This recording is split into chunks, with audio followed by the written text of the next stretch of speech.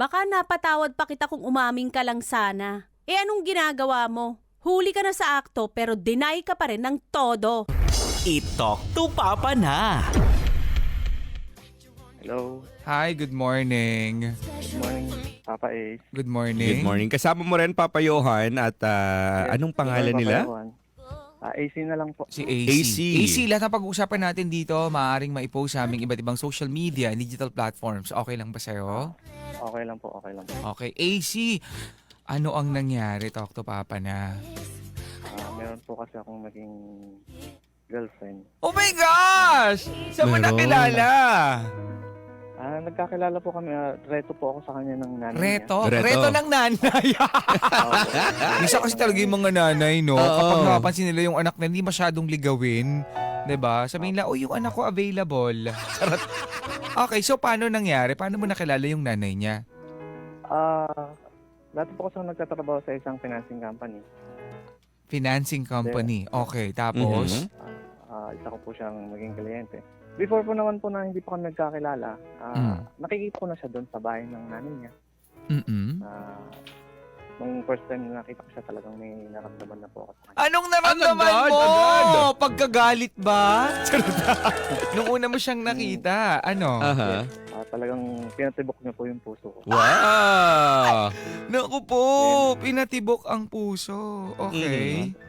Then, kaya lang po, that time po kasi may asawa siya. Sandali, Asawa. pinatibok ang puso mo ng may asawa. Buisit. Ikaw Okay. talaga. So, anong Oh. una mo siyang nakita? May asawa siya. Yes po, may asawa po siya. Okay. So, sige, kwento. After po siguro ng, hindi po ako nagkakamali, 3 years or 4 years kaming hindi nagkita, Mm. nag-install po ako sa Facebook na nakita ko po yung nanay niya. Mm. Mhm. Inad ko, then chat, then tumawag po yung nanay niya. Yun, Mm-mm. nagkakamustahan po kaming dalawa. Tapos? Tapos po, kinamusta ko po yung anak niya. Yun nga po. Pangalanan na lang po natin to ng Ella. Si Ella. Ella. Nakilala mo si Ella. Mhm. Okay, naipakilala. Okay, pero... Mm-mm. Napakilala ko po si Ella, kaya kinamusta ko po sa kanya si Ella. Yun, sabi niya nga po, hiwalay na sa asawa. Nagkahiwalay. Dahil nambabae po yung asawa niya sa ibang bansa. Oh, okay. Tapos po, sabi ng nanay niya, ligawan ko daw po ulit si Ella. Bakit niligawan mo siya nung may asawa pa siya? Hindi ko po siya niligawan. So, why Pero the sinabi word ko- is ulit? Ulit. Mm. Mali po yun. Sinabi ko po kasi sa nanay niya noon na may gusto ko sa anak niya. Baka siguro gustuhin mo ulit yung anak ko. Ganon. Opo, parang ganun. Opo. Wow ha. Okay. Pero kasal ba ito si Ella? Yes po, kasal po siya. Oh. Mm. Ilan anak niya? 2 po. Okay. Tapos? Then, ayun, binigay niya sa akin yung social media account ni Ella. Mhm. Nagka-chat kami, nagkamustahan. Hanggang sa nauwi na po sa ligawan. wow! Ayun na, nako, mga nagkakaligawan. kapuso, mga kabarangay. Yan nirereto nung nanay. Desidido yung nanay. Mhm. Diba? Binigay yung social media. Gusto talaga nung nanay para dito. kay Ella. Kasi nga, niloko daw, di umano, ng kanyang asawa na nasa ibang bansa. Yun po, nakapag-usap kami sa social media, ligawan. Okay naman po, onwards, everyday. Bago matulog, bago pagkagising, kaming dalawa lagi magkausap. Pag kumakain, halos araw-araw, sabay po kami sa lahat ng ginagawa namin. Mhm. Sa trabaho niya, sa trabaho ko, nagkakamustahan lagi. Mm-mm. 1 buwan po kaming ganun, 1 buwan. Okay. Then inoferan po ako ng aking boss na magbakasyon muna. Kasi 1 taon at kalahati na rin po akong walang bakasyon. Mm. And sinabi ko po sa kanya na uuwi ako. Uwi po ako ng Nueva Ecija, sabi ko sa kanya. Oh, she's from Nueva Ecija. Yes po. Pares po Okay. kaming Taga taga doon. Nueva Ecija. Mm-mm. Kumbaga lang, medyo malayo yung Yes po. Tama. work mo. Kaya Opo. nung pinagbakasyon ka ng boss mo, you decide na umuwi na lang muna sa probinsya to see her ba talaga? Yes po, to see her po talaga. To be with her talaga. So ipupulso mo na siya. Ililigawan mo na rin talaga siya. Actually po, nung nag-uusap kami sa social media, Mhm. wala po kaming level. Pero, Parang kayo. Parang kayo. opo, May mga nagkakaroon ganun kami eh. ng, MU, I love you, ganyan. kita, Ay, ganun. nag-I Wala- love you na! So, Opo, Naku ganun. po. situationship. Gaano katagal bago mag-I love you? 3 weeks po siguro kami magkausap. Tapos nag-I love you na kayo? Yes po. Ay, Pati dito po yung I love you na yun. Oo, Pati po okay. yung mga anak niya, Mm-mm. yung anak niyang dalawa, nakakausap ko na. Pati Okay. kapatid niya, tatay niya. Halos lahat po, pinakilala niya po ako sa buong pamilya niya. Kasi nga, at least aware ka, 'di ba? Yes po. Opo. Then, Okay, tapos? dumating po yung pag-uwi ko, which is November 6 last. Nito lang pong November na to. November 6, neto lang. Opo, Okay. neto lang po. Umuwi po ako. Sinurprise ko siya. Mm. Ang alam niya po kasi November 8 pa yung uwi ko, pero ginawa ko pong November 6 para ma-surprise siya. Okay. Ah. Tapos? Pumunta po ako sa workplace niya. Mhm. May dala-dala akong bulaklak. Okay. Napakasaya po namin ng araw ng pagkikita namin na yun. Sobrang saya. Wala pong paglagyan yung sayang nararamdaman ko. Ay! Ikaw kasi ay umiibig! Oo. Diba? Iba rin kasi talaga pag umiibig eh. Talagang Oo. maibibigay mo, mapaparamdam mo, Tsaka- magagawa mo yung lahat. Ang sarap sa pakiramdam Exactly. ng umiibig. At Opo, nararamdaman mo na yung pag-ibig na binibigay mo ay nasusuklian. At gusto Mhm. tinatanggap niya at nagbibigay din siya. Yun ang dapat. Diba? So, Nare-reciprocate yung yung pag-ibig na ibinibigay mo. So, you're so happy that time for sure. Yes po, sobrang saya po. Talagang wala pong paglagyan yung sayang nararamdaman ko. No? Wow. Unang pagkita po namin, niyakap niya ako agad. Oh. Niyakap ko. Nagyakapan kami kasi talagang yun po yung plano namin pag nagkita kami. Ganyan. Mhm. Talagang paparamdam namin sa isa't isa yung pagmamahal namin. Mm-mm. Then dumating na po, umuwi kami sa kanya. Umuwi kami sa bahay nila. Mm. Talagang nakilala ko po yung pamilya na kung ano talaga siya, kung sino talaga siya. Nakilala ko. November 7, bumalik kami sa trabaho niya. May sarili po kasi siyang spa, beauty spa, ganun, parang wellness salon. Okay. Sarili niya po yun. Bumalik May kami doon business, okay. Opo, may business. November 7, doon po ako nakatambay sa business niya. Mm. Bigla pong may dumating na problema. Mm.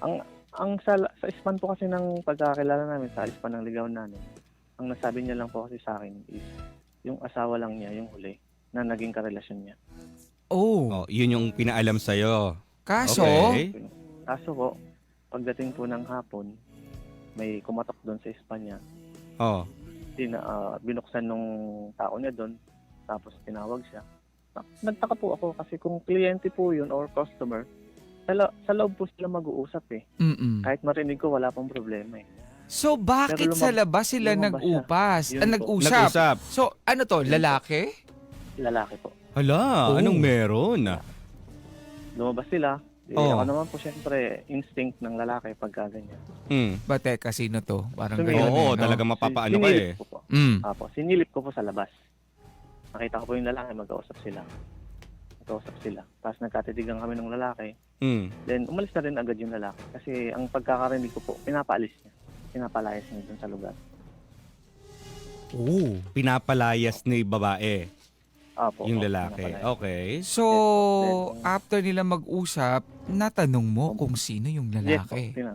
Sino Okay. yun? Ang tanong ko sa kanya, sino yun? Sabi ko sa kanya. Mm. Then sabi naman niya, wala yun. Si Ruby, sabi niya. Si Ruby, Si anong... Ruby? Okay. Tapos sabi ko, ha? Ako? Kailan pa naging lalaki si Ruby? Sabi ko pa sa kanya. Then, umamin po siya. Inamin niya na sa akin lahat. Na bago po ako dumating, November 6, Oh. meron siyang naging karelasyon na April 2024, hindi ako nagkakamali, hanggang Mm-mm. October 27, 2025. Halos isang taon po mahigit sila. Okay. Tapos yun po, sobrang sakit ng... ganun po pala talaga yun. No? After ng kaya, talagang may sakit naman na kasunod. Talagang sobrang nasaktan po ako ng mga... Wait lang, so ibig ang sabihin, bilis. habang nag-uusap kayo, o after nila maghiwalay, yun yung time na nag-usap kayo? Or, ang pagkakapaliwanag niya po sa akin nung nag-uusap kami, Mm. malabo na daw sila or parang nagkahiwalay na rin sila. Itong lalaki daw po ang balik ng balik na hindi makaintindi na wala na sila. Mhm. Okay. Nangungulit. Nangungulit. Then, So, sabi hindi ko, makamove bakit ganun? on itong si lalaki. Pero bago ka pumasok, 'di ba? Oo. May ligawan din na nangyari sa inyo na Yes po. gaano katagal nga? Isang buwan? Opo. Isang buwan. So, Opo. pasok ba na isang buwan nakikipagligawan siya sa'yo bago wala na sila noon or meron pa din? Magkakalabuan daw po. Nagkakalabuan. Pero hindi pa totally hiwalay. So, nung October po. 26 sila naghiwalay. Yes, October 26 or October 27 sila nagkahiwalay. Oo. Uh-huh. Tapos, kailan Tapos kanya tong- sinagot? November 6 po. November 6. 6. So, yun na yung, Opo, pero- nung dumating ka, nun pa lang naging kayo kasi hindi pa naman kayo nung nag-uusap Opo, hindi kayo. pa kami- hindi pa kami Official. Parang nung- kayo lang. Opo, Paano parang- naging kayo? Nung umuwi po kasi ako dito, November 6, Mm. sabi niya kasi, sasagutin kita pag nandito ka na. So yun na yun. Hindi, Tapos may sabi ko, nangyari na "Hindi." sa inyo. Yes po. Ayun na. Okay. So, ibig Tapos, sabihin, naghiwalay sila pero nakikipag-usap sa'yo, nagkakalabuan. So, ganun talaga, no? Yung nangyayari, no? Hindi ka Mhm. talaga hihiwalayan ng isang tao nang walang nakaredy na Yes. nandyan. Oo. So, kapag talaga hiniwalayan ka ng karamihan, itong nangyayari. Hindi naman sinasabi sa lahat. Oo. Pero mostly ganun yung nangyayari kasi. Oo, nakikipaghiwalay yung isang tao kasi, Kasi meron ng nang ano. nakaabang sa kanya. At saka mararamdaman mo naman yun kapag medyo nanlalamig na sa'yo o kaya hindi ka na masyadong nire-replyan, Oo. ganyan.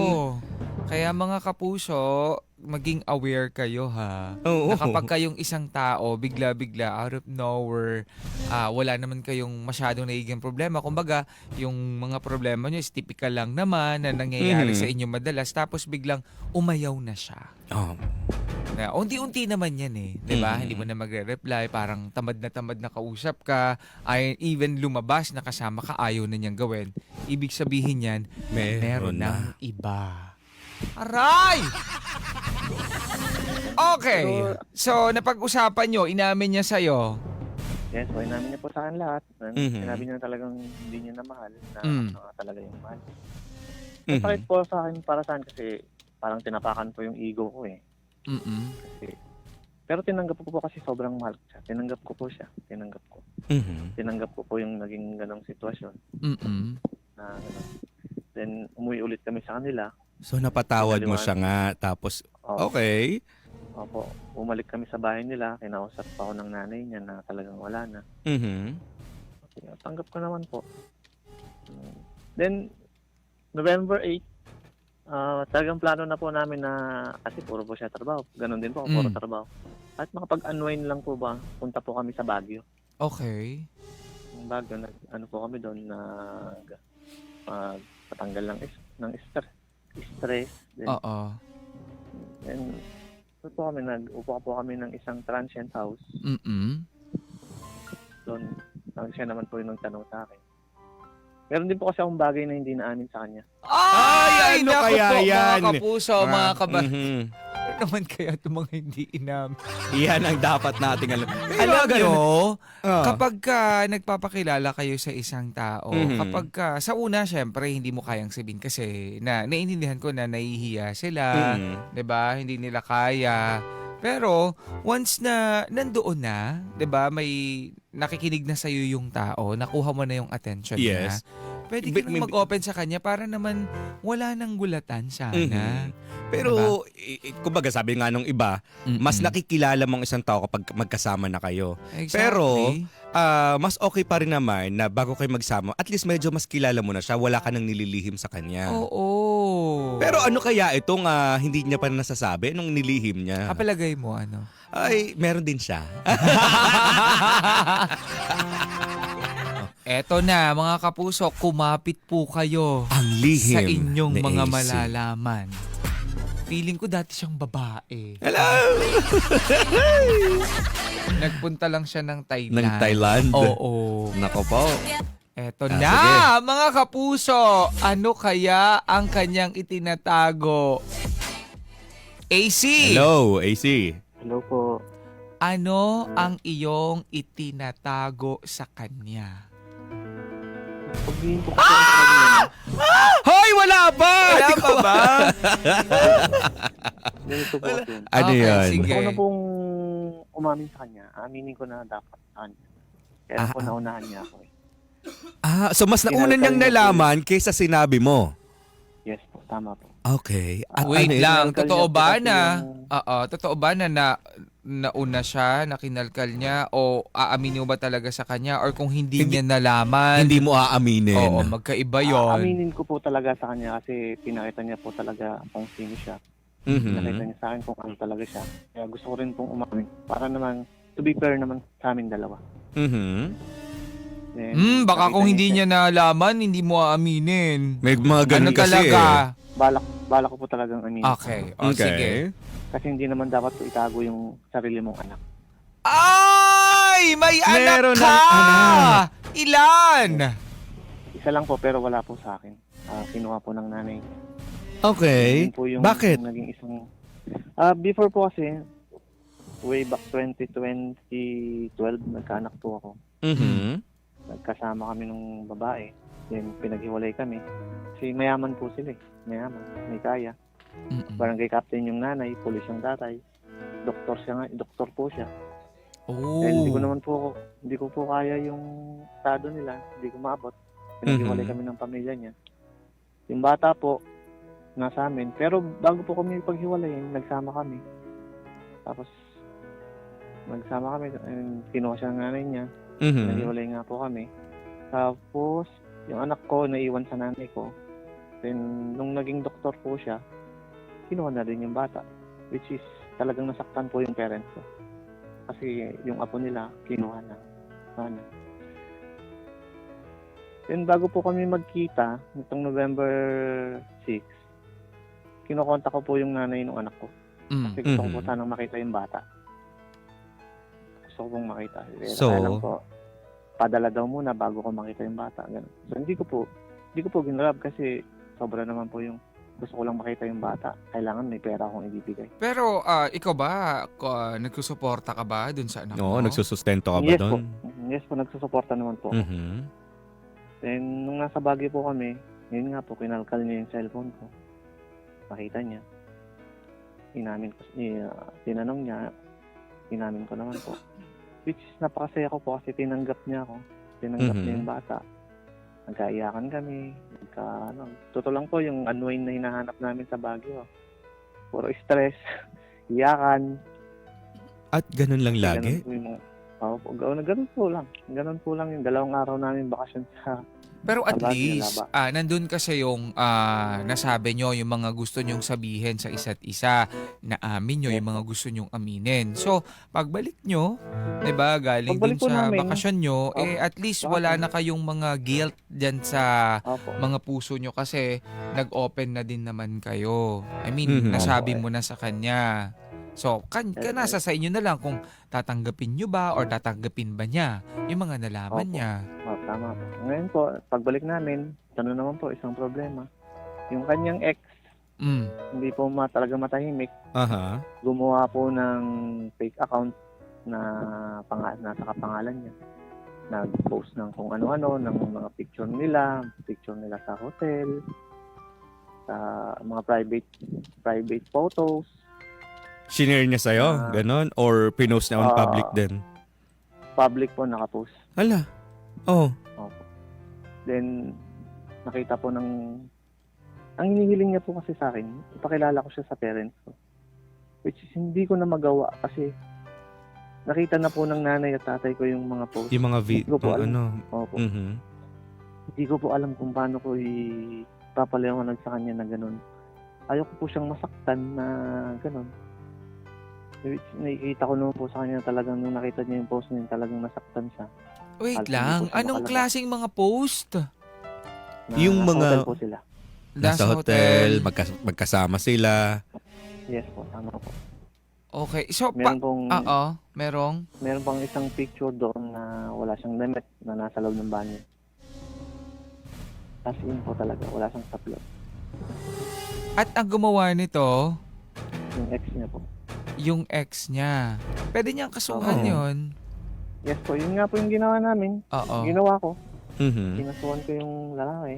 Kasi tanggap ko na po yun sa kanya. Na ganun eh. Kasi yun, tinanggap ko na yun sa kanya. Pero ganun, sabi niya, ayusin daw muna namin yung mga buhay-buhay namin. Mga sitwasyon namin sa isa't isa. Napilitan kami maghiwalay. Napilitan siyang iwan ako sa kabila ng mga pinagsamahan namin. Yung 1 linggo ko pong pag-stay sa kanila, talagang doon ko po naramdaman yung saya.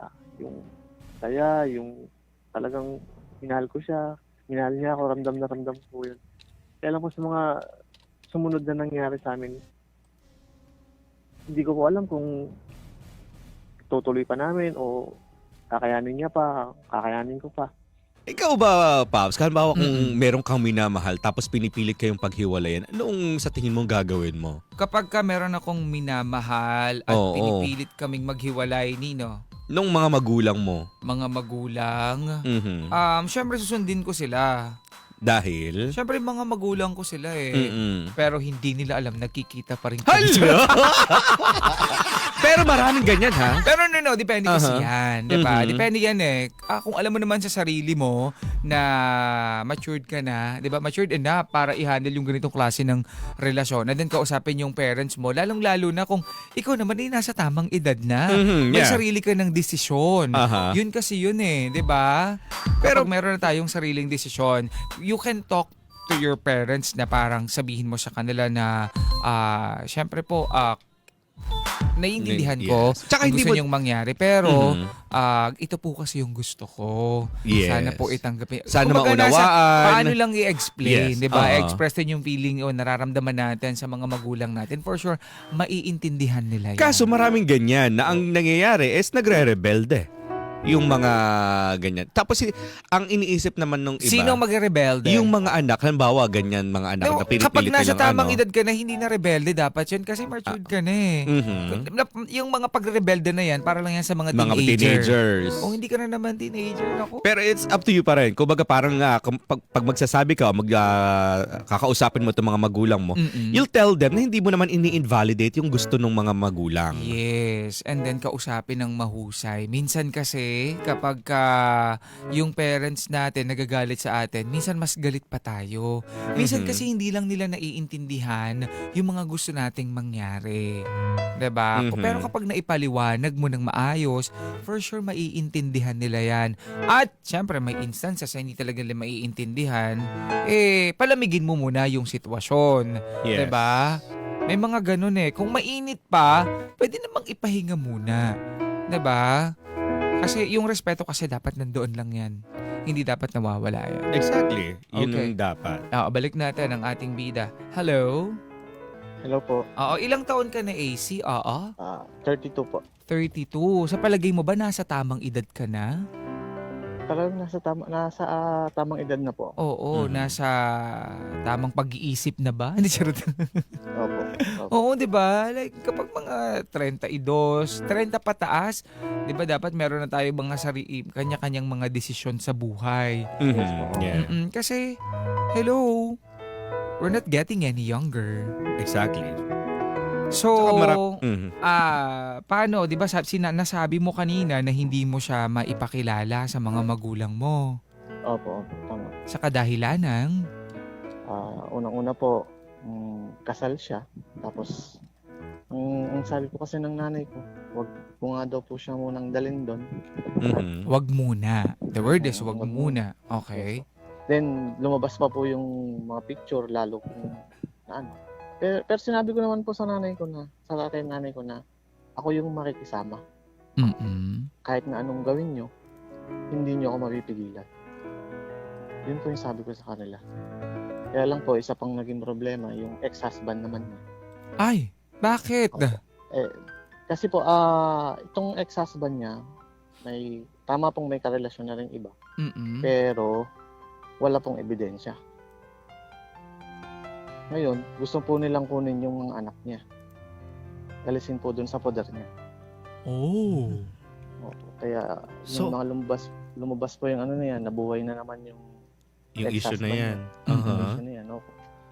Kaya lalo po akong So, anong ginawa niyo? Nireklamo niyo ba ulit? Sinampahan niyo ba ulit ng kaso? Or what? Anong ginawa niyo pa? Hindi, asawa na to eh. Sa bagay, Oo. wala na. Ay, asawa na to. Yung talagang kasal siya dito eh, di ba? Mhm. Unlike dun sa naging ex niya na naninira sa kanya na kinakasuhan nyo. Iba yon, di ba? Magkaibang tao yon. opo, Mm-mm. tama po. So, Kaya, mm-mm. kaya napag-desisyonan namin parehas na maghiwalay po muna. Muna. Oo. Opo, kahit masakit po, kinakaya. Mhm. Yung mga panahon po na nasanay ako na palagi siyang nandyan, halos araw-araw ko yun naiisip ko. Hindi ako makatulog, hindi ako makakain, kakaisip sa mga nagsamahan namin, kakaisip po sa kanya. So, ibig sabihin mo, mo ngayon, hanggang ngayon ay umaasa ka pa rin na magbabalikan kayo. Kasi sabi mo kasi kanina, muna. Diba? So, Opo, there's a sana po. chance. Pero the Oo, communication still there ba?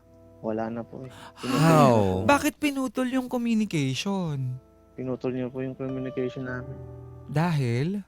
Hindi ko po alam, hindi ko po masabi hindi ko po maitanong. Kahit po sa sarili ko, hindi ko po alam yung kasagutan doon sa tanong na bakit yung pinutol.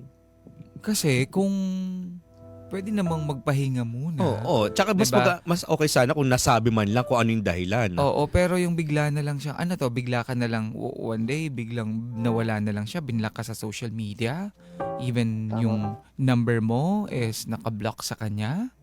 Hindi naman po yung number. Halos tinatawagan ko po siya Hindi pero siya hindi niya sumasagot. sinasagot. Pero sa Oo. social media po, parang nakablock po ako yun. Or nasa restricted. Meron Baka kasi talagang mga pinutol ganun. na lang niya talaga yung connection niya sa'yo at yun yung naisip niyang paraan para maging maayos ang lahat.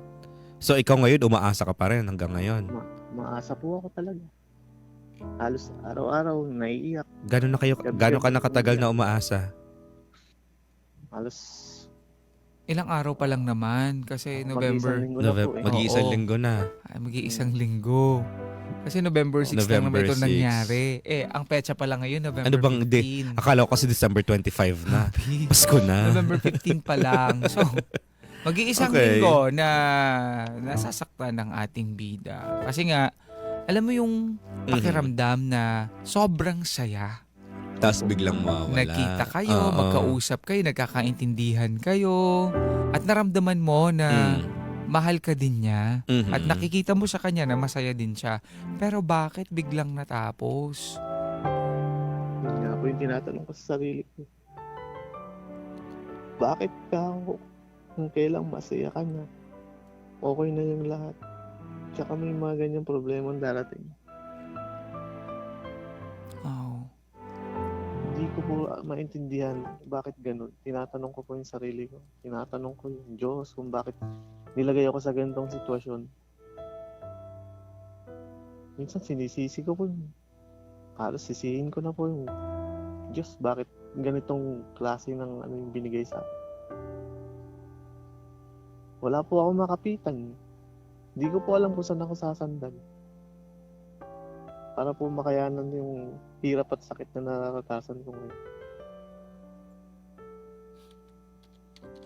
Pakiramdam ko po para akong sasabog.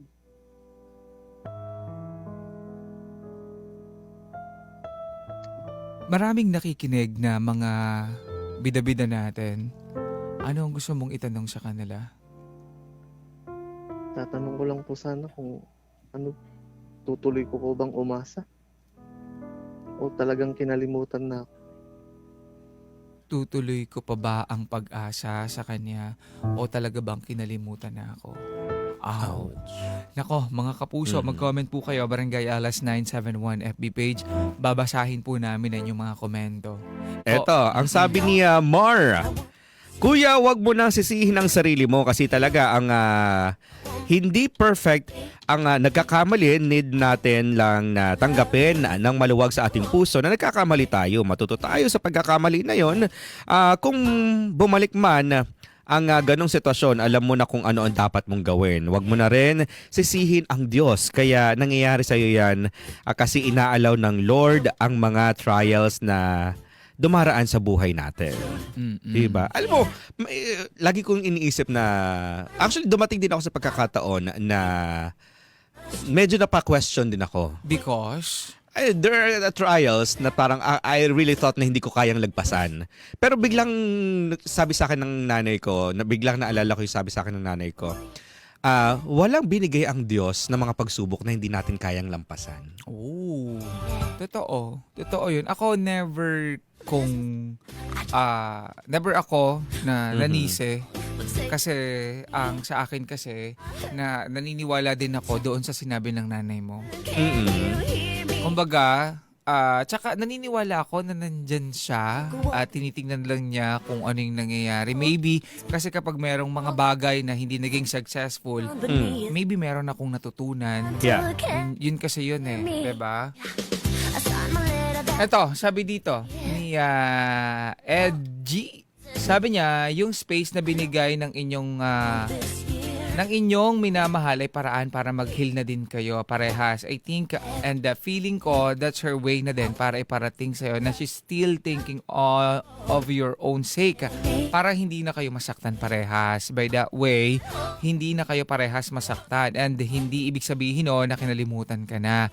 Kasi may pinagsamahan din kayo. Nandoon pa rin yung memories na mga memories niya. Hindi ka man pinili, but she choose peace and love. It may seem too stressful and hurtful, but think of it, the positive side.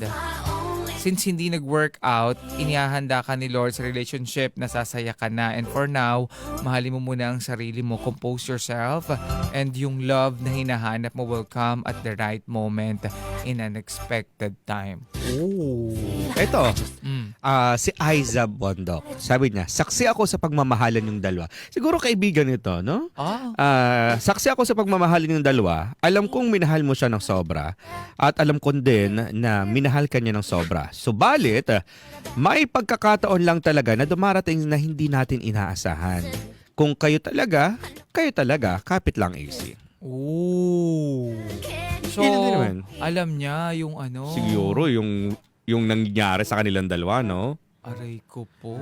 Ito, ang sabi ni Avina, don't expect too much if one day she reach out to you, then maybe kayo na ulit. But if not, try to forget her. Move on with your life. Make yourself busy while mending your broken heart. Pray to God, ask courage and strength to go on. Someday, the right one will come along. Be strong.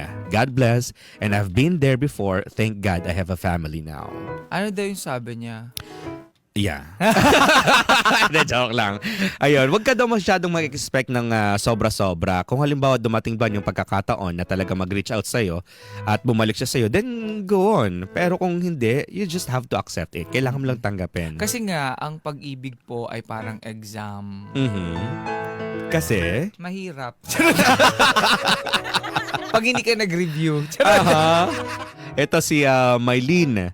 Love yourself na lang muna, kuya. Kasi kung hindi talaga kayo, huwag mo nang ipilit. At darating yung para sa'yo sa tamang oras at tamang panahon. Kapag dumating na, good for you. Yes. Alam ko mahirap tanggapin agad-agad kasi isang linggo pa lang. Diba? Ako, nasasaktan ka ngayon, pero it's a process eh. It's a process na siguro moving on. Ng moving on era. Damhin mo lang kung ano yung nararamdaman mo ngayon. Masaktan ka, lumuha ka, iyak mo yan, ilabas mo yan. Kasi yung pag-iyak natin, hindi porket lalaki tayo, hindi tayo pwedeng umiyak. So pwede tayong umiyak. Nasasaktan ka kasi nangyari yung mga bagay na yan. But one thing in my mind na sana, wag dumating sa punto na i-question natin ng Panginoon. Kasi even noong kinokolekta pa lang niya yung mga disciples niya, sina John at sina Matthew at kung sino-sino pa, marami silang mga katanungan na hindi nila nalalaman. Marami silang pagsubok pero hindi nila nalalaman kung ano yung dahilan. Pero ano ginawa nila? Sumunod lang sila. Sila ay naniwala. Diba? So, ganun din ikaw. Sana, alam mo na meron kang mga problem na o pagsubok na pinagdaraanan ngayon, tuloy lang ang laban. Alam kong yung pagsubok na yan ay malalampasan mo at darating din yung pagkakataon na muli kang liligaya, muli kang ngingiti. At kung if time permits, dumating man yung babaeng para talaga sa'yo, maybe, sana yun na. Oh, true. Ang sa akin naman, acceptance. And then, trust the process. Na kailangan mo talaga itong pagdaanan. Pero hindi pa naman tapos yung inyong relasyon. Malay mo, kailangan lang din niya mag-isip-isip for the meantime. Tapos pag nag-message siya ulit, baka may mga bagay lang din siya na kailangang ayusin sa sarili niya. Even ikaw, sana ganun din, 'di ba? Meron ka ding mga bagay na dapat pang ayusin sa sarili mo. Yun na lang yung isipin natin. Huwag tayong maging negative at maniwala tayo sa pag-ibig. Yeah. At kung hindi man talaga kayo ang para sa isa't isa, yun yung fate, 'di ba? Para Yes. sa At inyo. saka Magtatagpo lang kayo, pero Mhm. hindi talaga kayo tinadhana. Pero malay mo naman. Mali mo naman. Kayo Pero, talaga. yan, sa pag-ibig mong yan. Pero sana wag din matapos yung pagsuporta mo dun sa anak mo. Mm-mm. Okay? Dahil meron kang anak, it's your responsibility bilang ama ng anak mo. At lagi nating tatandaan na may plano ang Diyos sa atin. Yun yung hindi nawawala. Mhm. So, lagi tayong magtiwala at maniwala. Keep on praying. Balik natin ang ating bida. Hello? Hello. Hello po. Napakinggan mo ba ang komento ng ating mga bida-bida? Tagus po sa puso ko yung mga comment nila. Oh. Lalo na po yung sa'yo, Papa Ace. Oh. Ayan. Okay. Yung kay Papa Johan, hindi ba Oo, tumagos ganun sa'yo? din po. Naghihintay. Kaya po. Naghihintay lang si ako Papa Johan eh. na sabihin mong tumagos din. Ano, masarap din sa pakiramdam na parang Oo, na- na-appreciate mo yung nasabi ko Yeah. dito. Kay Papa Johan din po. Oo, Ganun din po totoo yung kay yun. Papa Ayan, Johan. anyway, thank you. Tumatak po sa puso't isip ko. Mhm. Exactly. Okay, so ano na ang plano mo ngayon? Siguro po yun nga po, accept na lang na ganun. Trust the process, sabi nyo nga po. And then may rason kasi bakit nangyayari itong mga ito. Baka kung naipagpatuloy nyo, baka magkaroon pa ng mas malaking problema at mas masakit na problema na baka yun yung hindi mo kayanin. Kumbaga, baka iniiwas ka lang muna ni Lord. Siguro nga. So may Sabi plan nga si po Lord. Sabi nga po ni Ate Aiza, na Mm-mm. kung talagang kami. Yes. Mhm, yeah. Ano, kilala niyo si Aisa? Yes po. Oo. Ay, may mga ibon dyan. Naririnig ko. Ang lalaki. Apo. Parang malalaki yung ibon na yon. Habang nasa labas po kasi ako. Okay. So, Anong plano ayun. mo na ngayon? Yun nga po, tanggapin ko na lang kung ano yung nasa harapan ko ngayon. Mhm. Yung pagdaanan ng pagsubok. Lampasan. Tiwala na lang sa Panginoon. Kakayanin. Kami nga po talaga, darating din po siguro yung panahon na kami Mhm. sa dulo. Tsaka gusto ko lang po salang sabihin sa kanya na kapag pinagtagpo ulit kami, kaya pinagtagpo ulit ng panahon, sana hindi na komplikado yung lahat. Mhm. Pangako ko sa kanya na hindi ko na hayaan na mawala siya. Pero sa ngayon, hahayaan ko muna na yung panahon kung tumupad ng mga plano para sa aming dalawa. Kaya ingatan niya sana yung sarili niya. Kapag pwede na doon, hindi ko na talaga siya hayaang mawala. Barangay LS 97.1